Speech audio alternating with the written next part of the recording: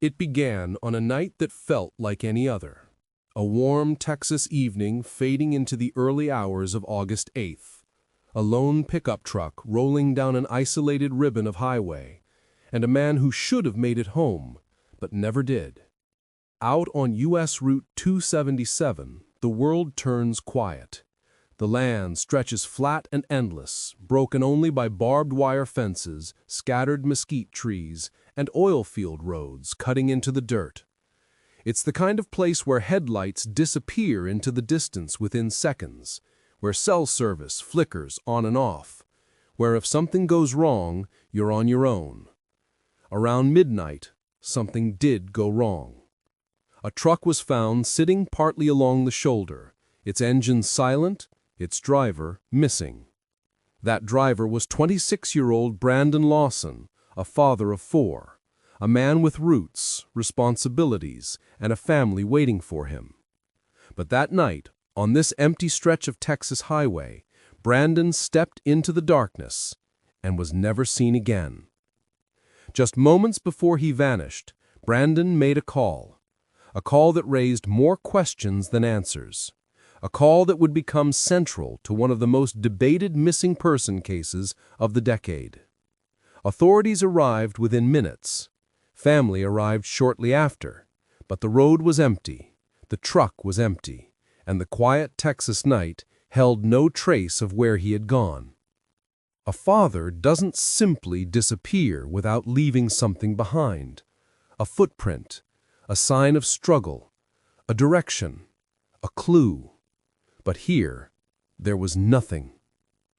A man stranded on the roadside, a distressed phone call, a truck left behind, and then silence. Tonight, we walk through one of the most unsettling mysteries in modern Texas history. We retrace the final confirmed moments of Brandon Lawson. We examine what was known, what was found, and what still haunts investigators, his family, and thousands who have followed the case for years. Because the question that began in the darkness on Route 277 still hangs in the air. What happened to Brandon Lawson that night?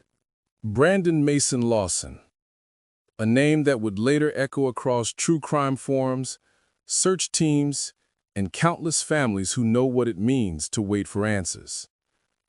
But before the mystery, before the headlines, he was simply Brandon, a young man from Texas, trying to build a life for the people he loved. He was born on November 18, 1986, in Fort Worth, Texas, raised in a world shaped by hard work, long days, and deep family ties. Those who grew up with him described someone who laughed easily, someone who stepped in when you needed help, someone whose presence filled a room not because he wanted attention, but because he carried a certain warmth.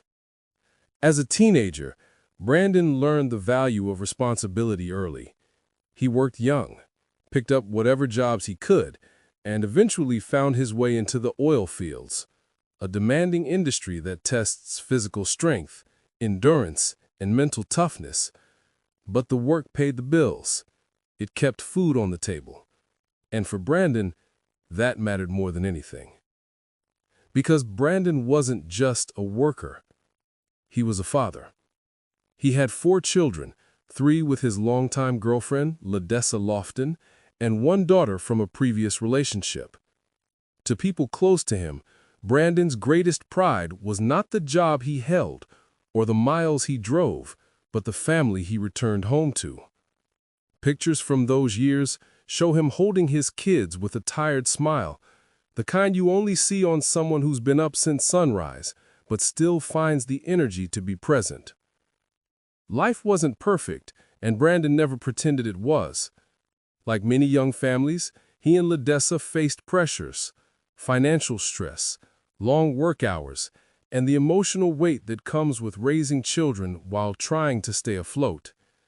And yes, there were personal struggles too. Public records later noted that Brandon had dealt with substance issues in the past. His family said he had been working hard to turn things around, trying to stay clean, trying to rebuild trust, trying to move forward.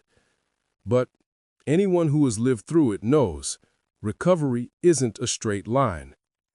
And the stress of life in the oil fields didn't make it easier.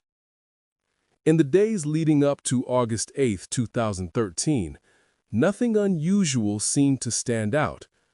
No major arguments, no long-term disappearance, just the usual rhythm of a young family balancing bills, kids, and long shifts. But on the night before Brandon vanished, tension returned to the house. According to public reports, Brandon had missed the previous night at home, something that worried and frustrated Ledessa. When he returned late on August 8th, the tension escalated. A disagreement followed, not uncommon for couples under stress, but painful nonetheless. It was late, nearly midnight. The house was quiet, except for the sharp breaths and raised voices that come from arguments held at the end of a long day. At some point, Brandon made a decision, a sudden one, to leave the house. He told Ledessa he was going to his father's home, hours away. Maybe he needed space. Maybe he needed to cool down, or maybe he just needed the open road for a moment to clear his mind. Whatever the reason, he grabbed his keys, walked out, and climbed into his silver Ford F-150. The headlights cut across the yard. The engine started, and Brandon pulled away from the house for the last time. But even as he drove off, there were signs of emotional strain. He called his father. He called his brother, Kyle Lawson. There was urgency in his voice, a pressure he couldn't put into words, a restlessness that would follow him onto Route 277. The world knew Brandon Lawson as a missing person, but before that moment, he was a working man trying his best, a partner trying to navigate stress and responsibility, a father who loved his children, a brother who could be counted on, a son whose family expected him home. Everything that happened next, every unanswered question, every theory, every search would trace back to this moment, this night, this decision to leave home after an argument just before midnight and drive into the quiet, unforgiving roads of West Texas. As Brandon merged onto Route 277, he had no idea that thousands of people would one day study his final movements, replay his phone records, analyze the timing of each call, or pore over satellite maps of the highway he drove that night. But before all of that, before the mystery began, Brandon was simply a man on the road, tired, stressed, emotional, and heading into the darkness with no way of knowing that these would be the last confirmed moments of his life. And soon, everything would collapse into a single timeline, a sequence of events that would leave investigators puzzled for years. The night of August 8, 2013, began like so many other Texas nights. Warm, quiet, and uneventful. Until it wasn't. After leaving home shortly before midnight, Brandon Lawson turned his pickup north, heading out of San Angelo and toward his father's house, a drive of nearly 3 hours. The road ahead of him stretched long and empty, a familiar path he had driven many times before. But within minutes, things began to shift. As Brandon made his way onto U.S. Route 277, he started calling his brother, Kyle Lawson, again. The tone in his voice was tense, uneven, almost urgent. Every few miles, Brandon's thoughts seemed to scatter. His words came fast, then slowed, then rushed again. It was clear something was weighing on him, something he couldn't fully explain. Just after midnight, Brandon called Kyle and told him that his truck was running low on gas. Kyle assumed he'd simply stop somewhere ahead, maybe at a small-town gas station or a roadside stop. But the area between San Angelo and Bronte is quiet at that hour. Many stations close early, and long stretches of highway run through nothing but night sky and open land. Minutes later, Brandon called again. This time, he told Kyle flat out. He had run out of gas. His truck had coasted to a stop on the side of Route 277, about 4 miles south of the small town of Bronte. A patch of road with almost no lighting, sparse cell reception, and miles of ranch land on both sides. Kyle agreed to come help. He grabbed a gas can from Brandon's home, where Ledessa was now alone with the children, and started driving toward him. Kyle's girlfriend rode with him, trying to call Brandon repeatedly, trying to understand what had happened, trying to keep him calm. But during these calls, something else surfaced, something confusing, something alarming. Brandon mentioned to Kyle that someone was chasing him.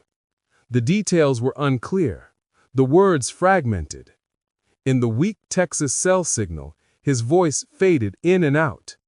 Kyle asked him if he was imagining things, if he was scared, if something had happened. Brandon insisted he was not imagining it.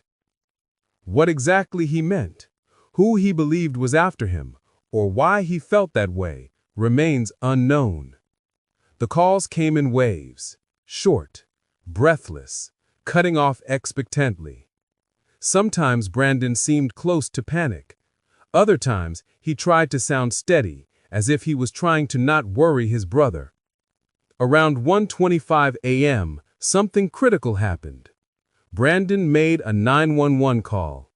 The recording, now widely known, captured his strained voice, the wind around him, and a sentence that would later fuel years of debate. The dispatcher struggled to understand him clearly. Parts of his message came through. Parts were lost in static and distance. But one thing was certain. He was asking for help. Meanwhile, Kyle and his girlfriend kept driving. They called Ledessa on the way, letting her know what was happening. She told them she had left a gas can outside for them to pick up, not wanting anyone to wake the children. As they drove north along Route 277, searching for Brandon's truck, time kept slipping. The road was nearly empty, a vehicle every few minutes, if that. The darkness swallowed most of the landscape except for the faint outline of the brush and the occasional roadside post. At this point, Brandon's calls became fragmented. Kyle tried repeatedly to reach him, but the connection cut, came back, cut again. Eventually, Brandon said something that stuck with Kyle forever. "I'm bleeding." The cause, the reason, the context, none of it was clear. Then suddenly, the phone fell silent. At approximately 1:10 a.m., Kyle and his girlfriend finally reached the location of Brandon's truck. Its hazard lights were off. Its doors were closed. There were no footprints clearly visible in the dirt. No dropped items. No obvious sign of a struggle. Just an empty truck, parked at an angle, on a road where a man had been only minutes earlier. But this moment becomes even chillinger when paired with what happened from the opposite direction. A passing motorist, a truck driver, had already called 911 a few minutes before Kyle arrived, reporting Brandon's vehicle as a road hazard, partially obstructing the lane. That call triggered the arrival of a Coke County Sheriff's deputy, who reached the truck around the same time Kyle did. And here is where the story turns unsettling. Brandon told Kyle moments earlier on the phone that he could see him, that he was close, that he wasn't far from the truck. But as Kyle swept his flashlight across the brush, as the deputy scanned the roadside, as minutes turned into nearly half an hour, there was no sign of him. No movement. No voice calling back. No rustling in the brush. Nothing. The deputy questioned Kyle about the situation. Kyle avoided mentioning Brandon's earlier warrant, worried the officer might assume Brandon was hiding somewhere on purpose. The deputy eventually left, believing the truck was simply abandoned and might be towed later if no one returned for it. But Kyle didn't leave immediately. He tried calling Brandon again, calling out into the night, walking down the road, scanning the fence line, waiting, listening. The calls rang at first, then went straight to voicemail. At 1:19 a.m., Brandon's phone stopped functioning entirely. From that moment forward, no call, no message, no ping ever came from it again. Kyle eventually returned home, believing that Brandon might have walked into Bronte or hitched a ride to get help or skimmed past into the brush and would call by morning. But morning came, and Brandon did not. His truck remained where it was, the grass around it still, the highway silent, and the last confirmed trace of him was a phone call, a breathless voice in the dark saying he needed help.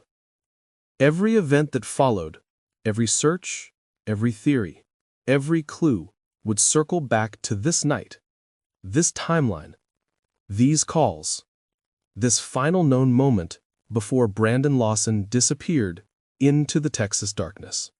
The 911 call placed by Brandon Lawson on the night of August 8, 2013, has become one of the most dissected recordings in modern true crime history, not because of what is perfectly clear, but because of everything that isn't. It was 12:50 a.m., a time when most of West Texas sleeps, when the highways fall into stillness, when the land becomes a wide, silent expanse stretching for miles in every direction. But somewhere in that darkness, Brandon pressed 911 and asked for help. The call, as publicly available today, is brief, strained, fragmented by weak cell service, and layered with the tension of someone who sounds confused, frightened, or possibly injured. The dispatcher tries to understand him. Brandon mentions his truck, his lack of gas, and the presence of someone else nearby. He indicates that someone is involved, though the exact wording has been debated again and again by listeners, investigators, and thousands of people online.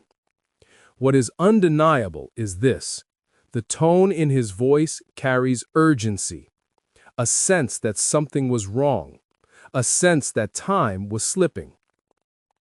The call ends abruptly. No clear resolution, no confirmation of his location, just a man reaching out for help in the middle of rural Texas, a man who within minutes would vanish. While this call was taking place, another call reached 911 from a passing motorist, a truck driver reporting a pickup obstructing the road. This second call supported what responders would soon see with their own eyes. Brandon's silver Ford F-150 was sitting partly on the roadway, angled strangely, its position posing a danger to passing vehicles. This meant the sheriff's office now had two separate reasons to send help to the same location. One from Brandon, one from a stranger. The combination of these calls set everything in motion. A Coke County Sheriff's deputy arrived first. He pulled up behind Brandon's truck with flashing lights, illuminating the empty cab, the nearby brush, and the faint white lines of Route 277 stretching endlessly in both directions. At almost the exact same time, Kyle Lawson, Brandon's brother, arrived from the opposite direction. Kyle slowed down, headlights sweeping the road, expecting to see his brother standing nearby, waiting beside his stranded truck, waving him over. But there was no one. No silhouette near the truck. No figure walking down the shoulder. No movement in the brush. Just silence. The deputy approached the truck. Kyle approached from the other side. They checked the doors, locked. Checked the windows, no sign of damage. Checked the ground, no clear footprints, no dropped items, nothing to indicate where Brandon had gone. It was as if he had stepped away for just a moment and simply never returned. Kyle tried calling him again, hoping maybe Brandon had wandered into the brush to avoid the deputy because of his outstanding warrant. A theory Kyle later admitted he considered in the moment. But Brandon didn't answer. He didn't pick up. He didn't text back. There was no voice, no movement, no sign of life coming from the darkness beyond the fence line. And then something even more troubling happened. Brandon's phone stopped ringing altogether. At 1:19 a.m., calls began going straight to voicemail. No ringing, no signal, nothing.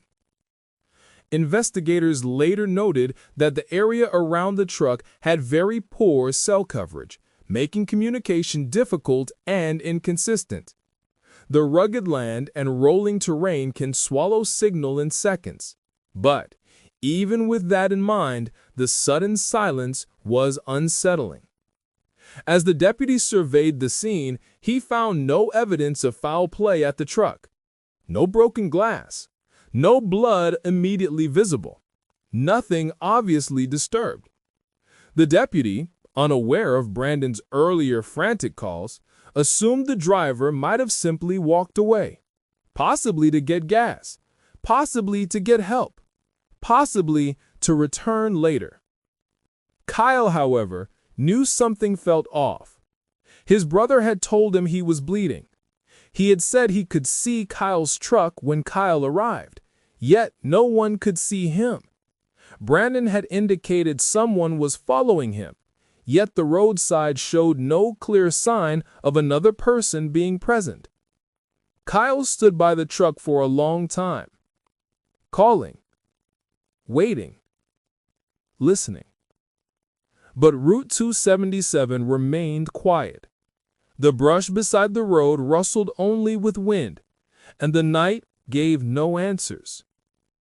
Eventually, the deputy left satisfied that the truck wasn't currently endangering anyone. And Kyle left too, believing, hoping, that Brandon had gone to find help or had been picked up by someone headed into Bronte. But that hope faded with each passing hour. By morning, the situation changed from confusing to concerning to urgent. A man had asked for help. Help arrived, but the man wasn't there. He had walked off or run off into the darkness, into tall brush, into uneven ground, into a landscape where a wrong turn could disorient anyone. And in that short span of time, before the first search even began, Brandon Lawson disappeared. What followed was a massive search across miles of harsh terrain, an effort that grew larger, more desperate, and more complicated as hours turned into days. And that search, the largest ever conducted for Brandon, is where this story goes next. Morning came slowly on August 9th, 2013, washing light over the brush, the highway, and the abandoned truck that had sat unnoticed through the darkest hours of the night. But with sunrise came a new, unsettling reality. Brandon Lawson had not returned. The truck was still there. The gas can Kyle brought was still untouched, and the silence that began at 1:19 a.m. when Brandon's phone stopped working continued into the daylight. What had started as a confusing late-night incident was now something far more urgent, a missing person case that would soon draw in deputies, state officials, volunteers, tracking dogs, and eventually, the Texas Rangers. Kyle was the first to call law enforcement that morning. He explained the night's events, the calls, the 911 recording, and the fact that Brandon had not come home or contacted anyone. This wasn't normal. This wasn't something he would simply walk away from. As the day warmed, deputies began canvassing the area south of Bronte, walking along the highway's edge, scanning the fence line, and calling out into the brush to see if Brandon might respond. The land around U.S. Route 277 is harsh. The brush grows thick. The ground dips unexpectedly into dry creek beds and shallow gullies. Tall grass hides uneven terrain. Barbed wire fences stretch for miles, cutting through ranch property not open to the public. It is not the kind of place a person can easily navigate on foot, especially in the dark, especially injured, especially without water, and especially without a working phone. Deputies searched anyway, walking in widening arcs around the truck, expanding their perimeter, trying to find any sign that Brandon had passed through. No footprints, no shirt, no keys, no blood immediately visible, no dropped object that might give a direction of travel. Nothing. By afternoon, the search area expanded. The sheriff's office brought additional personnel. Aerial searches were deployed, small aircraft scanning the land from above, hoping to spot movement, clothing, anything out of place in the rough terrain. But from the sky, the land below looked endless, patch after patch of brush, open fields broken up by dirt access roads, a few isolated structures, ranch fences creating maze-like paths, and stretch after stretch of ground where a human figure could disappear in seconds. On the ground, scent dogs were brought in, trained to follow human trails. They moved methodically around the truck, down the roadside, and towards sections of brush. At one point, dogs reportedly paused beneath a tree, an area search teams later referred to as a possible sit-down spot, a place where someone may have rested, crouched, or paused briefly. But the trail did not continue in a clear direction. No strong scent line carried forward. It was as if the ground swallowed the path whole. Searchers on foot pushed deeper into private land, coordinating with property owners, opening gates, walking fence lines, and moving in long, organized sweeps. But the Texas heat rose quickly that day. Search conditions became harder. Visibility in the brush dropped to just a few feet, and the ground was unforgiving, full of thorns, uneven soil, and thick vegetation that could hide a person from view even at close range. As the hours passed, the search area grew into hundreds of acres. Deputies revisited the truck multiple times, checking again for prints, checking again for disturbed brush, checking again for any detail they might have missed. But the results remained the same. There was no sign of Brandon. In the days that followed, more agencies joined the effort. The Texas Rangers helped coordinate searches. Additional dog teams were brought in. Volunteers from nearby towns gathered to assist. Strangers who heard about the case online and lived within driving distance offered to help walk land, drive back roads, or supply equipment. Every lead was followed, every tip checked, every possible sighting investigated. From people who thought they saw someone walking along a back road to individuals who believed they had spoken with someone matching his description. None were confirmed. Phone records were examined. His last known cell ping placed him in the general area around where the truck was found. But rural Texas cell data can be vague, covering wide overlapping sectors rather than precise locations. Bank accounts were monitored. No activity, no withdrawals, no purchases. Nothing indicating voluntary disappearance. Brandon's clothes were noted. Shorts, a t-shirt, and work shoes. None ideal for long-distance walking through rough terrain. Search teams rechecked areas again and again. Dry creek beds, fence gaps, oil field access roads, hunting trails, and abandoned structures. Days passed, then weeks, then months. The search evolved from rescue to recovery to uncertainty. Meanwhile, his family continued pushing for more help, posting flyers, speaking with media, organizing volunteer groups, in asking landowners to search their property. For years, the land remained mostly unchanged. Brush grew thicker, fences were repaired or replaced, access roads shifted, but the wide, open terrain held tight to its silence. Rumors surfaced. Speculation spread online. People proposed theories, studied maps, and compared notes on forums and podcasts. But the official investigation remained stuck on one devastating fact. There was no physical trace of what happened after 1:19 a.m. No confirmation of which direction Brandon walked. No sign of where he crossed the fence line. No proof of whether he collapsed, kept moving, or attempted to reach the town of Bronte. Searches faded slowly with time, not from lack of will, but from lack of leads. And for years, the land kept its secrets. Until almost a decade later, when a significant discovery changed everything and shifted the case into its next chapter.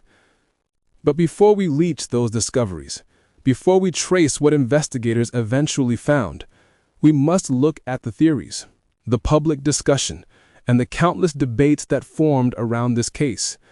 Because after the searches slowed, the world didn't stop trying to understand what happened. Instead, a storm of theories took shape, each based on the same question. How does someone disappear so completely, so quickly, so close to the road, without leaving a single clear trace? Those theories are where this story goes next. As the search for Brandon Lawson stretched across days, weeks, and eventually years, one question began echoing louder than all the rest. How does a grown man disappear within minutes of calling for help, with his truck found within sight of the highway and no clear evidence left behind? This question, unanswered, unsettling, and confusing, became the root of countless theories that spread across the internet, into newsrooms, onto podcasts, and through online communities dedicated to cold cases. Each theory attempts to explain the same mystery, yet none of them have ever been confirmed. What follows is a neutral, factual exploration of the major theories that publicly circulated, not claims, not conclusions, but documented discussions that shaped public understanding of the case. Number 1. The voluntary disappearance theory.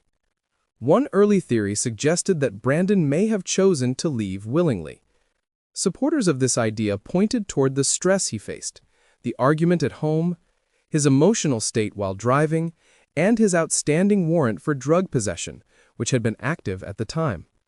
To some, the combination of personal pressure and fear of legal consequences could have motivated someone to run, to keep moving, to choose distance instead of facing an arrest.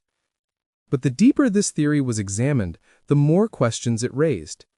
If Brandon walked away voluntarily, why leave his truck? Why leave his phone active until 1:19 a.m.? Why call 911 asking for help? Why tell his brother he was bleeding?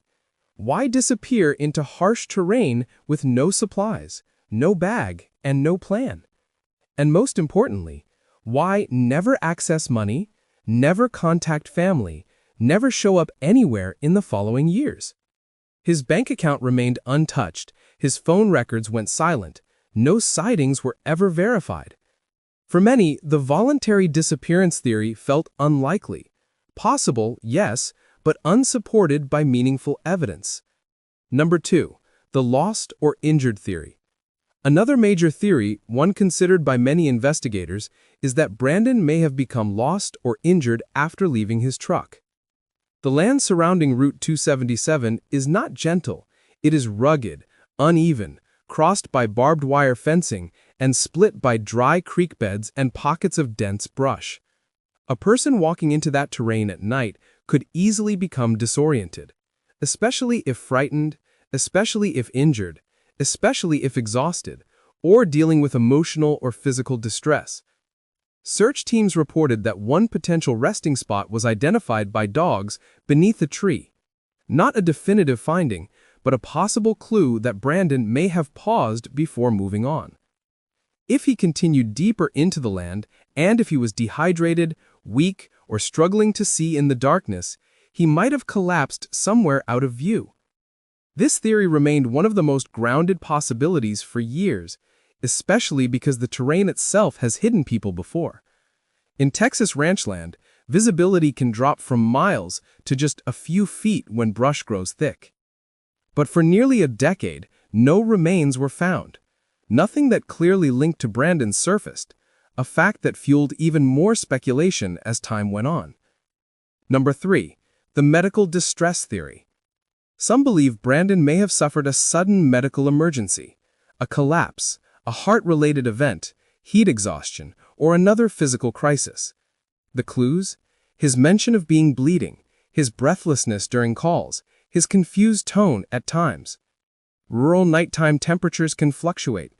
Someone walking in stress or injured might experience disorientation, rapid dehydration, or shock. A medical collapse could explain why he left the road, why he wasn't able to respond when Kyle arrived, and why he didn't return to his truck. The landscape could have concealed him easily, especially if he fell into thick brush, a drainage area, or a depression in the ground. But again, without physical evidence, this remained only a possibility, neither proven nor disproven. Number 4. The environmental hazard theory.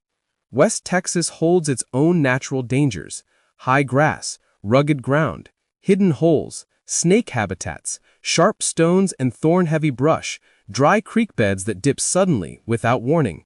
If Brandon attempted to move quickly through the terrain, possibly to reach a light, a structure, a sound, or the town of Bronte, he could have encountered one of those hazards. Environmental dangers can incapacitate someone silently and leave them unable to call for help. This theory aligns with cases where missing individuals were later found only a few hundred yards from where searches began, hidden by natural cover. For years, this possibility stayed alive because the environment in that area can swallow a person completely, especially at night. 5. The foul play theory. Perhaps the most discussed and the most debated is the theory of foul play. This idea emerged largely because of the 911 call, where Brandon indicated that someone may have been involved in the situation.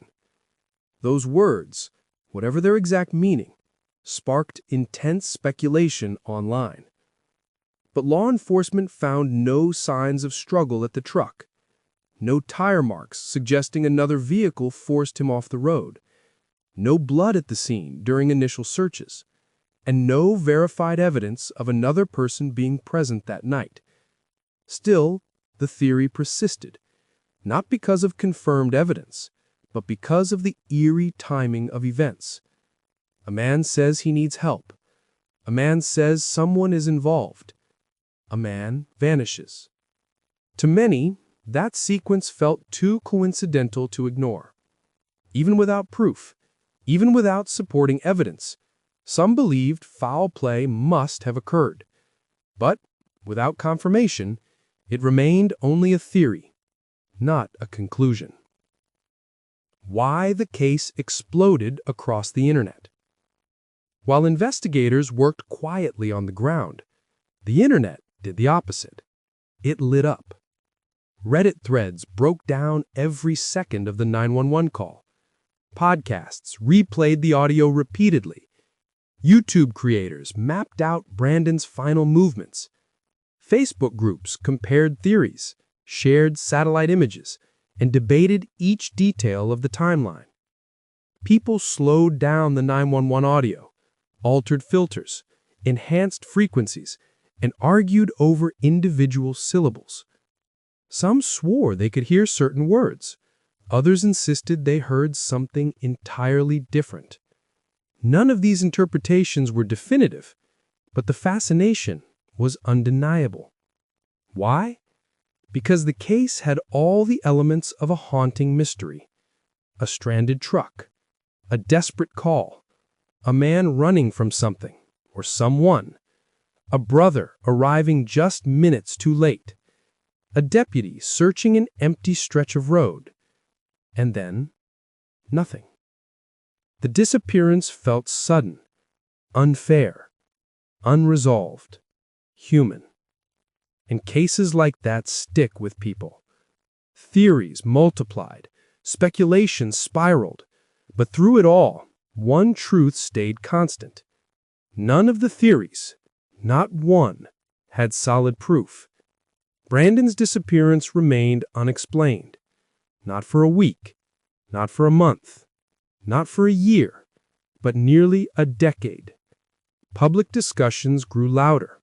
Opinions grew stronger. But the only people living the reality of the mystery were his family, who were still searching, still waiting, still hoping for a breakthrough. A breakthrough that would come years later, in a place too close to where it all began. And that brings us to the final chapter, the aftermath, the discovery, and the legacy of Brandon Lawson's case.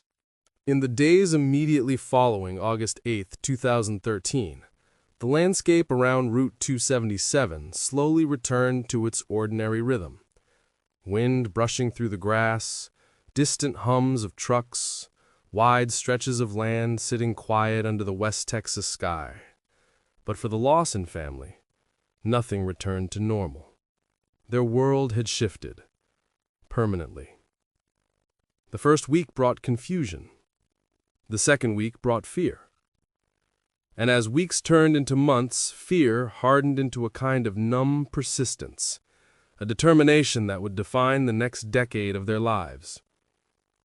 Brandon's girlfriend, Lawson, found herself carrying the unbearable weight of caring for their children while waiting for news that never came. Every day became a cycle of answering calls, talking to deputies, updating family, and trying to maintain stability for the kids. Each evening brought the same silence, a silence that felt heavier with each passing day. Brandon's brother, Kyle Lawson, lived with another burden entirely, the echo of that last night, the phone calls, the confusion, the feeling that he had been only a few steps, a few minutes from helping his brother. Kyle replayed those moments over and over, trying to understand what had happened, trying to make sense of a timeline that ended too abruptly, trying to reconcile the fact that his brother had been right there and then gone. His parents waited too, hoping that each new search effort would bring closure. But closure did not come quickly. It came slowly, in pieces, and only after years of relentless effort. As months passed, the case began gaining attention online, first through local news articles, then through true crime pages, and eventually through major podcasts and national coverage. To the outside world, Brandon Lawson became a name, a case, a mystery to be studied. To his family, he remained a son, a brother, a partner, a father whose absence cut into everyday life. Birthdays passed, holidays passed, school years passed. His children grew older, some old enough to understand what missing meant, others young enough to only sense the grief in the room. Family photos remained unchanged, chairs at family tables sat empty, and the distance between missing and found remained impossibly wide. But the Lawson family refused to let the case fade. They worked with law enforcement. They organized search parties. They made social media pages. They posted updates. They asked for volunteers. They walked ranchland. They searched abandoned structures. They spoke to reporters. They answered every message and tip, no matter how unlikely. For years, they lived with both hope and heartbreak. Hope that Brandon might one day be found, and heartbreak that each day without answers deepened the uncertainty. Online, the story spread further. People from across the country analyzed satellite maps, studied timelines, compared cell tower data, and debated every possible theory. Some offered genuine help. Some offered speculation. Some offered support. And others simply felt drawn to a mystery that seemed to defy logic. But the ones who carried the weight of the case, the ones who felt every hour, were still his family. And then, nearly 9 years after his disappearance, something finally changed. In 2022, searchers found clothing in a remote area not far from the site where Brandon's truck had been left. Clothing that matched what Brandon was believed to have been wearing that night. The discovery prompted the Texas Rangers to conduct a detailed search of the area. Soon after, human remains were found, carefully, respectfully, and with immediate handover to forensic specialists. For months, the family waited. Again. This time for DNA results. Another kind of waiting. Another quiet chapter in a long road that seemed to keep stretching forward. And finally, in December 2022, and then confirmed publicly in 2023 and 2024, DNA testing verified what the family had feared, but also what they needed to know. The remains belonged to Brandon Lawson. After nearly a decade, the Lawson family finally had an answer. Not the answer they prayed for, but an answer nonetheless. The confirmation brought a wave of emotion, relief at the end of uncertainty, grief resurfacing all at once, and a quiet acknowledgement that the long search, the endless nights, the driving back and forth along Route 277, the waiting beside silent phones, had finally reached its end. But even with confirmation, one question remains. The question that echoes across documentaries, podcasts, forums, and conversations. What truly happened to Brandon Lawson on that dark stretch of highway? We know he called for help. We know he was scared. We know he vanished within minutes of people arriving to find him. We know the terrain was rough, confusing, and dangerous at night. We know that he was found in an area difficult to search, hidden by natural terrain that can conceal someone easily. But we do not know the details. We do not know the final moments. We do not know the exact path he walked, or why those minutes unfolded the way they did. And those unanswered pieces are what continued to haunt many who followed this case. Yet the story of Brandon Lawson is not just a mystery, it is a human story. A story about a young father trying to navigate life's struggles. A story about family members who refused to give up. A story about thousands of strangers who joined the search from afar. A story about a community determined to keep a name alive. And that story does not end with the discovery of remains. It continues with the legacy left behind, the awareness raised, the conversations sparked, the improvements in missing person advocacy, and the reminder that behind every headline, there is a person whose life mattered deeply. The Lawson family now has the chance to grieve with certainty, to lay Brandon to rest, and to move forward with the knowledge that he has finally been found. But the mystery, the chain of events that led to his disappearance, continues to resonate. It reminds us that life can change in a moment, that even familiar roads can become places of uncertainty, that sometimes the truth lies just beyond what we can see, just past the tree line, just out of reach. This case has touched millions, not because of spectacle, but because of humanity. A man who loved his children, a brother who tried to help, a family who never gave up, and a community still searching for understanding. And so, as we close this episode, we remember Brandon Lawson, not just for the mystery of his disappearance, but for the life he lived, the people he loved, and the long fight for answers that followed. Because stories like this deserve to be told, names like his deserve to be remembered, and voices like his, voices that ask for help in the dark, deserve not to be forgotten.